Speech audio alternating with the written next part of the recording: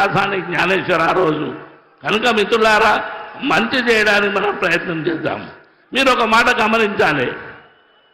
నిన్న ఒక పెద్ద మనిషి ఒక సవాల్ విసిరేను. బీసీలకు సీమనెత్తురు ఉంటే, బీసీల యొక్క ధైర్యం ఉంటే కాసానిని చేవెళ్ళగడ్డ మీద గెలిపిమని.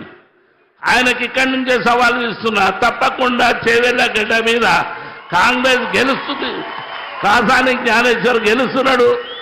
మరి ఈ గడ్డ నుండే మరి పెద్దలు చంద్రశేఖరరావు గారికి మొట్టమొదటి సీటు చేవెళ్ళ పార్లమెంటు సీటు ఆయనకు బహుమతిగా ఇవ్వబోతున్నామని మీ అందరితో మనవి చేస్తున్నాను. మిత్రులారా, ఊహించని రీతిలో ప్రతి మారుమూల గ్రామం నుండి వచ్చినటువంటి బీద బడుగు వర్గాలందరినీ కలిసి కట్టుకొని సబ్బడిన వర్గాలతోని రేపటి నుంచి కార్యాచరణ ఉంటుంది. కనుక తప్పకుండా చేవెళ్ళగడ్డ మరి కేసీఆర్కు అడ్డగా మార్చి బీఆర్ఎస్ పార్టీని జెండా ఎగరేసే ప్రాంతం ఇది. తప్పకుండా మరొక్క మాట మీకు చెప్పాలి. ఇక్కడ సవితా ఇంద్రెడ్డి గారు పెద్దలు, ఎమ్మెల్యేస్ ఓడిన వాళ్ళందరూ కూడా పెద్ద ఎత్తున మీరు బాగా గమనించాలి. వాళ్ళ యొక్క ఆశీర్వాదం.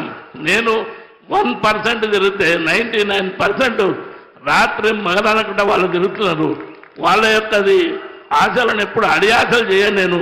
నేను ఎక్కడున్నా లాయల్గా ఉన్నా వాళ్ళెంబడి కూడా లాయల్గా ఉంటారని మనవి చేస్తూ ఈ యొక్క కార్యక్రమానికి ఇచ్చేసిన మీ అందరి పేరు పేరున నమస్కారం పెడుతూ సెలవు తీసుకున్నాను. Thank you. జై తెలంగాణ, జై కేసీ.